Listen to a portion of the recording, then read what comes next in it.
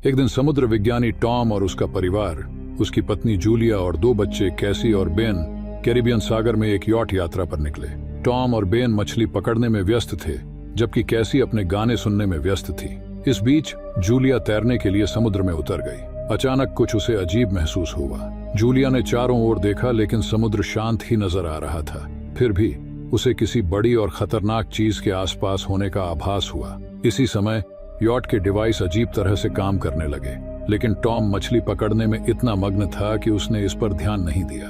Julia की हालत धीरे धीरे खराब होने लगी और वह डूबने लगी। उसने मदद के लिए चिल्लाया, लेकिन परिवार उसे सुन नहीं पाया। पानी ने उसे खींचना शुरू कर दिया और वह यॉट से दूर जाने लगी। स्थिति गंभीर होती जा रही थी। तभी टॉम ने उसकी आवाज सुनी। वह तुरंत यॉट के स्टीयरिंग की ओर दौड़ा और बच्चों की मदद से यॉट को जूलिया की दिशा में ले गया। टॉम ने पानी में छलांग लगाई और बच्चों की मदद से उन्होंने जूलिया को यॉट पर खींचकर उसे बचा लिया। होश में आने पर टॉम गुस्से में था, क्योंकि वह हमेशा तैराकी पर जाने से पहले सूचित करने की हिदायत देता था। जूलिया ने माफी मांगी और जल्द ही यह घटना भुला दी गई। इसके अलावा परिवार के पास आज एक खास कारण था, जश्न मनाने का। उनके बेटे बेन का 13वां जन्मदिन था। टॉम ने केक पर मोमबत्तियां जलाईं और सभी ने बेन को बधाई दी।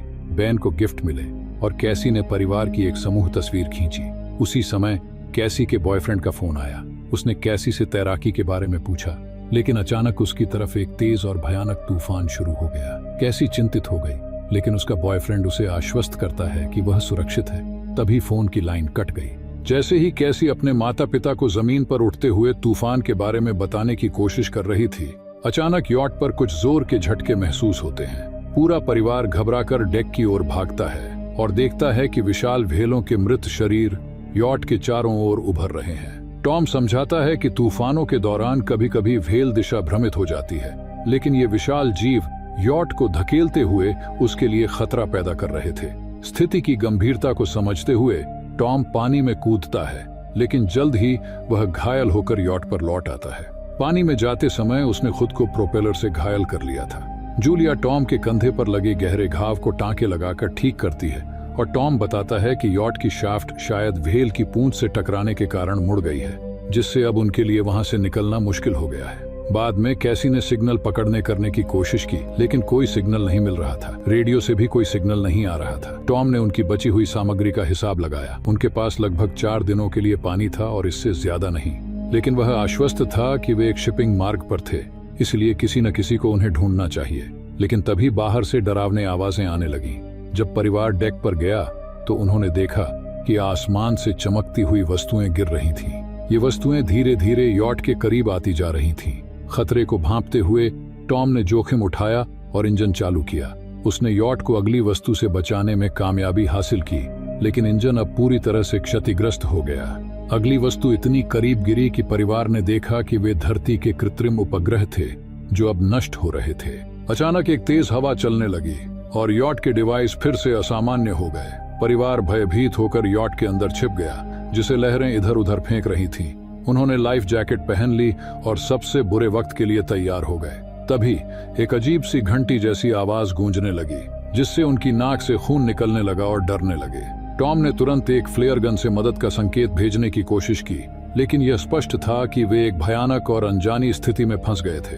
रात के संघर्ष के बाद सुबह का समय आया और परिवार ने राहत की सांस ली, क्योंकि वे जीवित थे। लेकिन यॉट के एक हिस्से में एक बड़ा छेद था और यह समझ नहीं आ रहा था कि नाव अभी भी कैसे तैर रही है। जब परिवार बाहर आया तो उन्होंने देखा कि सारा पानी गायब हो चुका था और उनकी नाव एक पत्थरीले रेगिस्तान के बीच खड़ी थी, जहां पहले समुद्र था। थोड़ी देर बाद टॉम ने अपने परिवार को दिलासा देने की कोशिश की और कहा कि शायद सभी लोग खत्म नहीं हुए होंगे। उसने कुछ जांच की और पाया कि कंपास झूठ बोल रहा था। उत्तर उस दिशा में नहीं था जहां होना चाहिए था। इसका मतलब था कि पृथ्वी के ध्रुव बदल चुके थे। पृथ्वी पर ऐसा पहले भी हो चुका है, लेकिन बहुत समय पहले। अब समुद्र वहां चला गया था जहां पहले जमीन थी और संभावना थी कि अधिकांश मानवता समाप्त हो चुकी हो।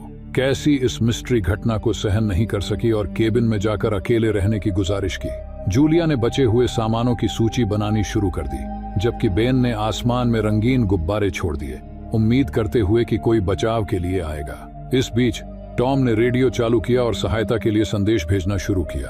किस्मत से उसे एक जवाब मिला, यह नाटो नाम के एक छोटे पनडुब्बी के कप्तान का था। जब यह मुसीबत आई तो वह गहरे पानी के नीचे थे, इसीलिए वह बच गए, लेकिन सभी कनेक्शन डिवाइस नष्ट हो चुकी थी और बचाव की उम्मीद व्यर्थ थी। उनकी गणनाओं के अनुसार समुद्र लगभग 1 हफ्ते में वापस लौटेगा, और वह भी बड़े प्रचंड रूप में। इसलिए उसने सलाह दी कि वे ऊंची जगह ढूंढें और वहीं रहें। जूलिया ने बच्चों को अपना सामान पैक करने का आदेश दिया। टॉम ने सीधे कप्तान से पूछा कि क्या वह उनके बच्चों को बचा सकता है। नाटो ने बताया कि उसकी पनडुब्बी बहुत छोटी है और वह केवल एक ही व्यक्ति को ले जा सकता है। दुर्भाग्यवश नाटो का साथी भी मर चुका था। थोड़ी समझाइश के बाद टॉम ने नाव के कप्तान नाटो को दोनों बच्चों को लेने के लिए मना लिया। नाटो ने उन्हें अपनी पनडुब्बी के लिए निर्देश दिए और टॉम ने समुद्री नक्शे पर एक रास्ता तय किया, यह वादा करते हुए कि वे कुछ दिनों में उस स्थान पर पहुंच जाएंगे। अगली सुबह परिवार यात्रा के लिए लगभग तैयार था। टॉम जब डेक पर गया तो उसने अचानक एक आदमी को अपने कुत्ते के साथ आते देखा। वह उसकी ओर बढ़ा और वेलकम किया, लेकिन देखा कि वह आदमी घायल था। टॉम ने उसे पानी दिया, जिसे वह आदमी पी गया, लेकिन तभी अचानक उस आदमी ने टॉम के चेहरे पर मुक्का मारा, जो जूलिया ने देखा। जूलिया तुरंत अपने पति की ओर दौड़ी, लेकिन तब तक उस यात्री ने एक भाला लेकर टॉम के सीने में घोंप दिया। उस आदमी का कुत्ता जूलिया को दूर रख रहा था, जबकि वह डर के मारे जड़ हो गई थी। जूलिया ने महसूस किया कि अब टॉम को बचाना नामुमकिन था, तो वह यॉट की ओर दौड़ी। वह आदमी उसका पीछा करता हुआ उसकी बांह पर हमला कर देता है, लेकिन फिर भी जूलिया किसी तरह डेक पर चढ़ने में कामयाब हो गई। जूलिया के चीखने की आवाज सुनकर बच्चे कैसी और बेन भागते हुए उसकी मदद के लिए आए। तीनों ने मिलकर केबिन के दरवाजे को बंद कर दिया ताकि घुसपैठियां अंदर ना आ सके। इसके बाद जूलिया ने कैसी और बेन को एक लॉकर में छिपा दिया। उसने अपनी बेटी को फ्लेयर गन देते हुए सख्त हिदायत दी कि इसका इस्तेमाल केवल अंतिम उपाय के रूप में करे। इस बीच हत्यारा केबिन के दरवाजे तोड़ने की कोशिश करता रहा और आखिरकार उसे तोड़ने में सफल हो गया। जूलिया ने खुद को पिछले बाथरूम में छिपा लिया और अपनी चोट का इलाज किया। हत्यारा अंदर घुसते ही सीधे किचन में गया और कुछ खाने का सामान उठाया, जिससे साफ था कि वह बहुत भूखा था। एक टिन का डिब्बा हाथ में लिए वह आदमी यॉट के अंदर खोजबीन करने लगा। जूलिया ने खुद को किचन के चाकू से लैस किया, तैयार थी कि अगर उसे सामना करना पड़े तो वह अपनी और अपने बच्चों की रक्षा करेगी। जैसे ही घुसपैठिया केबिन में घुसा, जूलिया यॉट से कूदकर उसके नीचे छिप गई। हत्यारे ने छेद के माध्यम से झांका, लेकिन उसे जूलिया नजर नहीं आई। हालांकि कुत्ते ने जूलिया पर हमला किया, जिससे मजबूरन उसे कुत्ते को मारना पड़ा।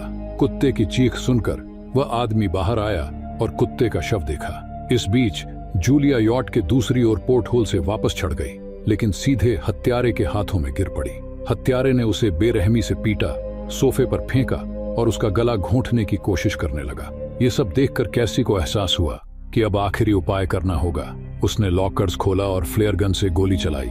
गोली लगने से हत्यारा दूर जा गिरा, लेकिन फ्लेयर ने यॉट में आग लगा दी। जूलिया ने बच्चों को तुरंत भागने का आदेश दिया और खुद बैग उठाने लगी। हत्यारा घायल होने के बावजूद फिर से हमला करने की कोशिश करता है। जूलिया ने उसे दूर लात मारी, बैग उठाया और यॉट से कूद गई, जहां बेन अपने पिता के शव को देखकर स्तब्ध खड़ा था। कैसी भागकर अपने पिता के शव के पास गई और फूट फूट कर रोने लगी। जूलिया ने अपने मृत पति को आखिरी बार चूमा, लेकिन हत्यारे को जलती हुई यॉट से कूदते हुए देखा। उसने तुरंत बच्चों को लिया और वहां से भाग निकली। उनके पीछे यॉट विस्फोट हो गई। परिवार उस पत्थरीले रेगिस्तान में भागने लगा और जल्द ही एक चट्टानी घाटी में शरण ली, जहां एक छोटा सा झरना बह रहा था। हालांकि पानी खारा और पीने योग्य नहीं था। कैसी ने अपने भाई को थोड़ा सा पानी दिया, लेकिन बेन ने पीने से मना कर दिया। वह खुद को दोषी मानने लगा। उसे लगने लगा कि हत्यारा गुब्बारों की वजह से आया था। कैसी ने भी अपनी बात रखी, लेकिन जूलिया ने उसे रोक दिया और अपने बेटे का बचाव करते हुए कहा कि उसने जानबूझकर कुछ गलत नहीं किया था। उसने बच्चों को हिम्मत जुटाने और खुद को संभालने के लिए कहा, क्योंकि उनके सामने लंबी यात्रा थी। तभी उसने देखा कि हत्यारा अब भी उनका पीछा कर रहा था। वो परिवार न रुके न थके और तेजी से आगे बढ़े अपने जीवन के लिए। शाम होते होते बेन को एक हैमरहेड शार्क का शव मिला और उसने उसे काटने की कोशिश की, लेकिन तभी जूलिया ने पीछा कर रहे हत्यारे को देखा। उसने तुरंत बच्चों को भागने का आदेश दिया। भागते हुए वे जहरीले कचरे के बैरल्स के एक मैदान में आ पहुंचे, जो पहले समुद्र के नीचे थे। जूलिया ने बच्चों को आगे बढ़ने के लिए कहा, चाहे वहां प्रदूषण का खतरा हो, क्योंकि हत्यारा उनके पीछे पीछे था। परिवार अब समुद्र के पुराने तल पर चल रहा था। इंसानों द्वारा डंप किए गए प्लास्टिक और कचरे के ढेरों के बीच से रास्ता बनाते हुए। थोड़ी देर बाद जूलिया ने देखा कि बेन गंभीर रूप से डिहाइड्रेट हो चुका था। उसने उसे बचा हुआ आखिरी पानी पिलाया। कैसी को लगने लगा कि अब उनका बचना नामुमकिन है और वह टूटने लगी, लेकिन जूलिया ने उसे हिम्मत बनाए रखने का आदेश दिया और आगे बढ़ने के लिए कहा। आखिरकार उन्हें एक पुराना विमान का ढांचा मिला जो समुद्र में दुर्घटनाग्रस्त हुआ था। वे उस विमान के भीतर घुसकर आराम करने लगे। जूलिया ने अपने परिवार की आखिरी तस्वीर देखी और टॉम से अपनी पहली मुलाकात की कहानी सुनाई, जो तब हुई थी जब टॉम को एक असफल डुबकी लगाने के बाद डीकम्प्रेशन सिकनेस के कारण अस्पताल लाया गया था। बच्चों ने अपने पिता को याद करते हुए रोते रोते आखिरी विदाई दी। रात में कैसी को एक आवाज से नींद खुली। वह बाहर आई और विमान के पास बैठ गई। अंधेरे से अचानक हत्यारा प्रकट हुआ, यह नहीं जानते हुए कि कैसी जानबूझकर चारा बनकर बैठी थी। जैसे ही वह उसे पकड़ने के लिए आगे बढ़ा, जूलिया ने उस पर हमला कर दिया और उसे चाकू घोंप दिया। सुबह होते ही परिवार ने फिर से अपनी यात्रा जारी रखने की तैयारी की। तभी उन्होंने देखा कि हत्यारे का शरीर वहां नहीं था। उसकी लाश को किसी और खतरनाक जीव ने खा लिया था। यह संकेत था कि इस वीरान रेगिस्तान में इंसानों से भी बड़ा खतरा मौजूद है। वे आगे बढ़े और जूलिया ने नक्शे की जांच की। तभी अचानक बेन दौड़ता हुआ आगे बढ़ने लगा। उसकी मां ने उसे रुकने के लिए चिल्लाया, लेकिन बेन खतरे की तरफ बढ़ता जा रहा था। बेन अचानक दौड़कर एक खारे पानी के गड्ढे की ओर भागा और कुछ घूंट पानी पी लिया। जूलिया ने उसे जल्दी से वहां से खींच लिया, लेकिन बेन जल्दी ही बीमार होने लगा। चलते चलते उन्हें कुछ प्लास्टिक की कुर्सियां मिली, जिनसे उन्होंने सूरज से बचने के लिए एक अस्थायी आश्रय बनाया और उसमें आराम करने लगे। तभी जूलिया ने अजीब सी आवाजें सुनी। जब वह बाहर गई तो उसने कुछ ऐसा देखा जिससे तुरंत बच्चों को जगाकर भागने का आदेश देना पड़ा। भागते हुए उन्होंने दूर एक विशाल जहाज देखा जो दुर्घटनाग्रस्त कंटेनरों से घिरा हुआ था। वहां कुछ लोग इधर उधर भटक रहे थे। जूलिया ने उन्हें आवाज दी, लेकिन वे लोग हजारों विशाल केकड़ों को देखकर जल्दी से एक कंटेनर के अंदर भागकर दरवाजा बंद कर लिया। उसकी मदद की गुहार को नजरअंदाज करते हुए जूलिया, कैसी और बेन ने भी एक कंटेनर पर चढ़ने की कोशिश की, लेकिन इस दौरान केकड़ों ने जूलिया की टांग में घाव कर दिया। इसके बावजूद तीनों कंटेनर के ऊपर बैठकर देख रहे थे कि कैसे केकड़ों ने दरवाजे में एक दरार से घुसकर अंदर के लोगों को मार डाला। हालांकि वे लोग उन्हें रोकने की पूरी कोशिश कर रहे थे। जूलिया ने अपनी टांग पर एक स्कार्फ बांधा और दर्द के कारण बेहोश हो गई। अगली सुबह जब वह जागी तो खुद को अकेला पाकर डर गई और बच्चों को पुकारने लगी। लेकिन जल्द ही पता चला कि केकड़े आगे बढ़ चुके थे और बच्चे भोजन और हथियार ढूंढने के लिए नीचे गए थे। जूलिया ने अपने घाव को जलाकर ठीक करने की कोशिश की, जबकि बेन मिले हुए हथियारों की जांच कर रहा था। कंटेनरों की तलाशी में उन्हें थोड़ी मात्रा में भोजन और पानी मिला। एक मृत व्यक्ति की जेब में जूलिया को एक रेडियो मिला, जिससे उसने नाटो से संपर्क किया। नाटो ने जवाब देते हुए बताया कि उस पर भी समुद्र के गहरे समुद्री जीव ने हमला किया था। उसके अवलोकन के आधार पर समुद्र जल्द ही वापस लौटेगा और यही वजह थी कि वे जीव बाहर आ गए थे। जूलिया ने नाटो से बच्चों को बचाने की भीख मांगी, क्योंकि वह जानती थी कि खतरा और भी बढ़ने वाला है। जूलिया रेडियो पर नाटो से मदद की गुहार लगाती है, लेकिन वह यह सोचकर असमंजस में है कि आगे कहां जाना है, क्योंकि नक्शा खो चुका था।